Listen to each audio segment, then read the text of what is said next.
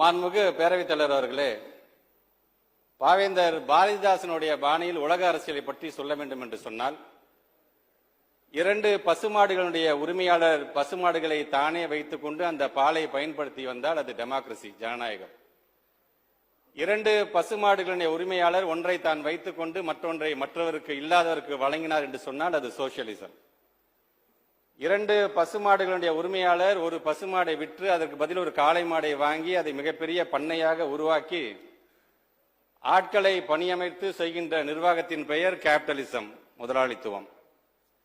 2 பசுமாடுகளையும் அரசாங்கத்திடம் வழங்கிவிட்டு பாலை மட்டும் இலவசமாக பெற்றுக்கொண்டால் அது கம்யூனிசம். 2 பசுமாடுகளையும் அரசாங்கம் உரிமையாளரிடமிருந்து பிடுங்கிக் கொண்டு அந்த உரிமையாளரிடமே அந்த பாலை விற்றது என்று சொன்னால் அது பாசிசம். 2 பசுமாடுகளையும் அரசாங்கம் பிடுங்கிக் கொண்டு உரிமையாளரை சுற்று கொண்டு விட்டால் அது நாசிசம்.